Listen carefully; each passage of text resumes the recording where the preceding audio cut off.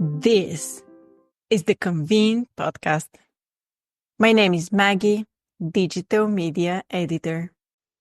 Welcome to another episode of the Convene Talk, or maybe I should say, welcome to the start of a series of talks about Convening Leaders 2025. In this episode, we'll take a broad look at the event and its significance. In the coming episodes leading up to the event, we'll focus on the keynote speakers, discussing what stands out about them, what we've learned about them, and how their work connects to the events industry. So first off, let's start with the theme this year, which is Go Beyond Your Orbit. The connection here is with Houston, which is kind of obvious. And the fact also that CO is the first major industry event in the year that we have. And the idea here is that Convening Leaders serves, and I quote that from the website, a launchpad for your next leap, which I actually personally like the message because of exactly this, starting the year off with something to inspire you, that you learn something, that you take something away and kind of go forward with that message and that whole kind of view for the year. So what do you all think about that? Yeah, I think it's a really good theme. I think there's a lot of energy in that theme. I think that's a good connection, the energy, Yeah. especially after all the holidays. And January is not a fun month. I looked at the program. So, of course, we're not just making things up. Everything is laid out in the website. And I really like the specialty education that's available this year. And what kind of caught my eye was the Heart Saver CPR AED course. And I had to look twice and I was like, we have a CPR course, which kind of, it was a bit far off for me. But then I looked at the description. It seems like a good idea to have the course available on site. Definitely, because these things happen at people's events. It's really good to whatever, personally and professionally, to have that training, I think. I had that same reaction too, Maggie, that I was like, what? A CPR course? Like, couldn't you get that at your local YMCA here in the US? And then I thought, oh, like, where better to do that among your peers? And then you can, like that whole thing about like exchange of information while you're doing the class, you're going to be with like-minded people and they're going to be talking about like when this might happen, how this specifically applies to events. I had that same reaction though. When you talk about thinking about it broadly, I was just thinking about how you learn from others. Like there's the content that's being provided, but you just learn by watching what other people are interested in and what questions they ask. For me, the thing I'm really excited about is to see how, to see who and what people are excited about in the technology sphere, because that's one place that's changing so fast. And people are at all different levels of whether they're like, want to just like, don't even want to look at that, or they're really digging in. I think that's going to be wonderful to get to see what they're doing and who's interested and why they're interested. Yeah, and speaking of that, the tech playground is evolving now as well, and it's becoming the tech district. So it will be interesting how this whole space would be looking like and what it would offer, what would be new.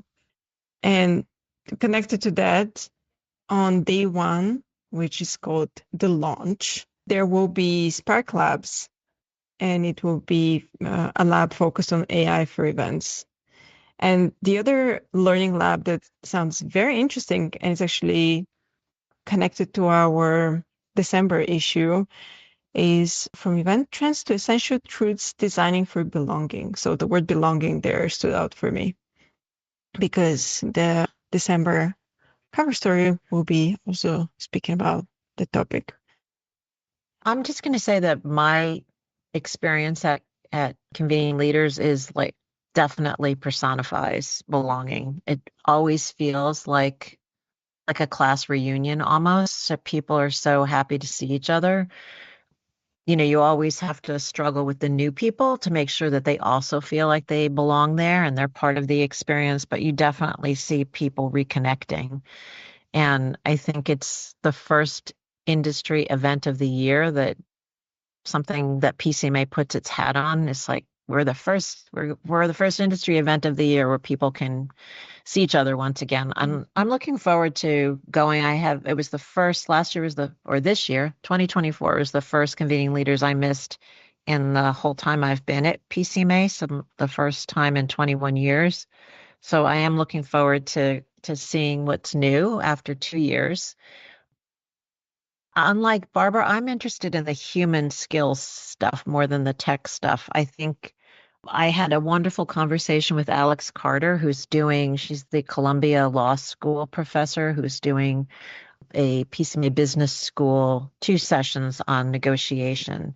And I loved what she had to say about negotiation because I personally hate negotiating. It's a good thing I'm not a meeting planner because I would not do a good job of negotiating. It makes me super uncomfortable. It's not something I enjoy in the least, but I think it comes with the job. And just the way she took all of that anxiety out of it and talked about how it's more about asking questions and not like holding something to your vest and springing it on someone the way maybe negotiations used to be in the past, where you'd have an edge if you kept things, and then release them at the end and surprise them like a surprise attack. It's more about asking questions and finding out as much as you can about the other party, which I loved because that's what we're in the business of doing, asking questions. And her favorite is tell me about. And I think we all ask that when we're interviewing people, like tell me about. So it's a sense of curiosity that's needed, just like with journalism. To me, curiosity is the most important part of journalism, is to keep asking questions and learning more because the devil is in the details. So that's one thing I'm looking forward to is meeting her and going to that session and just seeing how all the different initiatives take shape in Houston. I also haven't been in Houston in maybe 15 years, so I'm looking forward to seeing the changes in the city. Barbara, what about you? Well, I want to just talk a little bit about human and AI, because that is one place where I personally am like looking to leap beyond my orbit, because my orbit is like AI is going to come in and steal our souls. It's so scary. I'm not completely convinced, but I do think that there is a way, and because AI is here, we have to find a way that humanity is in AI. I interviewed Nick Borelli, who's really great with events and AI. And, that was one of his points that he made, is that one of the skills that you build in AI is staying human and keeping your humanity at the center. To me, it's the epitome of outside your comfort zone, because one of the facts that we uncovered during our trends report was that 57% of the internet is AI generated. And to me, the internet is becoming kind of a junkyard. It has been, but like it's really now it's an automated junkyard, right? So like I'm interested in, instead of like pulling back, going farther in to where the real solutions for keeping humanity in AI and what that means for events. So I'm excited about that. The other thing that what caught my eye is a session called Purposeful Abandonment. It's related to our sacred cow. This is where we did about sacred cows. Like, how is going to take associations of different sizes and look at how they were able to kind of unclench tradition and like really step away from the things that were no longer working and chart new ground. So I thought that looked really good. I always love to hear Ken Holsinger talk from Freeman. He's always got a very incisive view of trends based on Freeman's incredible capacity for research. So he's going to be talking about some of the things we've written about, but I'm sure some of what we haven't written about. So I'm looking forward to that. I just wanted to share some of the things that I'm most excited about. Well, I'm excited to be back in Houston. I was there for, let's see, I think like 3 years ago now for an on location that we did, which was great. I spent 3 days kind of exploring like every aspect of the city. And so we can link that in the show notes, but there's a lot of good stuff in there. I had a great time. The food scene is just insane. I don't know if people know that Houston has one of the best food scenes, which I think is owed primarily to the diversity in the city. It's one of the most diverse cities in the country, and you can literally get anything and everything there. So I'm really excited to try some food. But as for convening leaders itself, I'm really excited.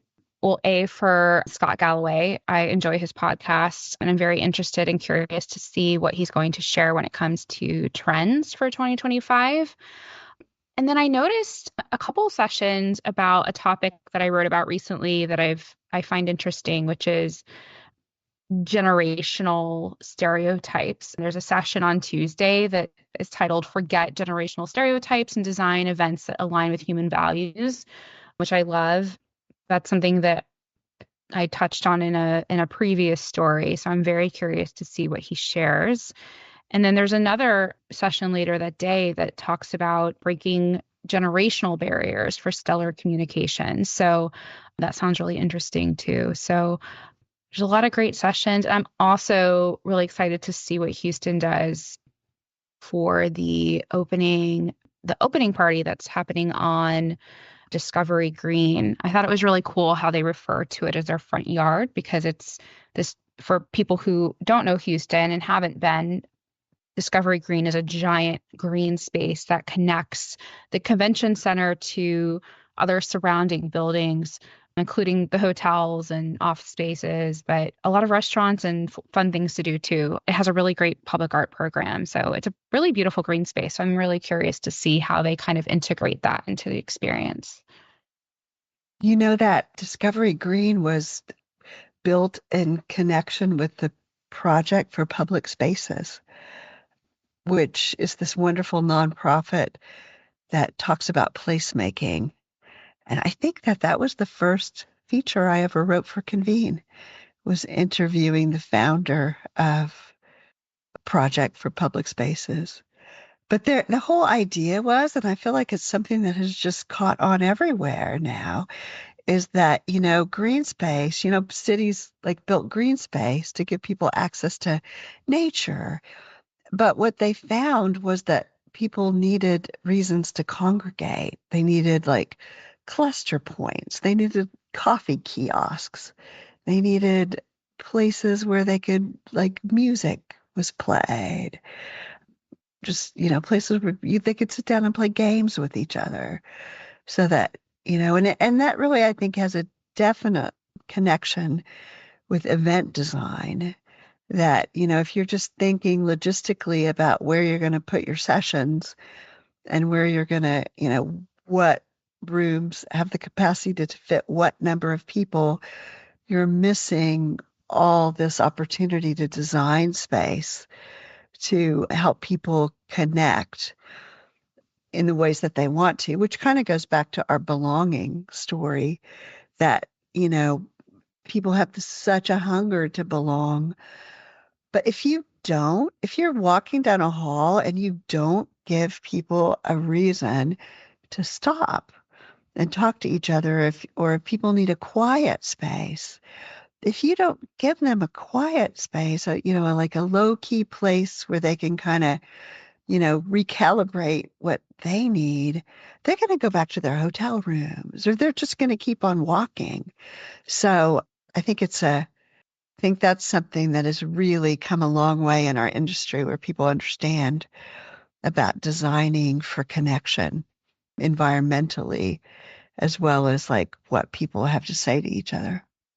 I also think that the Discovery Green relates to a story that was in News Junkie today, which is about how convention centers are overhauling themselves, or cities are overhauling convention centers, I should say, to make them more a part of the experience within that destination, so that they're gathering spots for citizens, for residents, as well as people who come visit, and they're just more of a fabric of the community, which is important considering that there has been this recent article in the New York Times that made it seem as though convention centers are just these buildings that are wasting or losing money, and at the same time the number of conventions being held are going down, which also is not true given the research that we've seen in the industry. But I think Houston definitely was early in that, seeing how to make it part of the city itself and not just a place where people get shipped off or bussed out to attend an event. It feels like we can have a whole episode on the significance of convention centers. It was many years ago at this fam trip that we had here in Sofia, Bulgaria, with a person from the industry who specializes in convention centers. And he looked at our convention center in the city and he was like, I will always remember this convention center just because it's so specific and it does not look like, it's not a modern building. It's an old building, so it has a specific character. And he's like, just because of its character, I can always place it in the city of Sofia. I know when I'm inside, I won't feel like I'm anywhere in the world. So I thought that was very interesting because of course, I've grown up with this building in my life, so I don't see it the same way. But yeah, we definitely should do a whole episode on that and expand more on the topic, because also in the US, you have so many convention centers you can speak about. Yeah, I think they are becoming more architecturally interesting, but I think from the economics perspective, it's yes, perhaps they are losing money over here, but over here, they are contributing to, you wouldn't have this kind of economic activity elsewhere in the destination if that convention was not in town. So it's offset, whatever is lost is way more than offset by the economics of other parts of, whether it's restaurants, it's Uber drivers, cab drivers, the airports, all of those things, hotels, all of those things. That is the message we need to get across as an industry.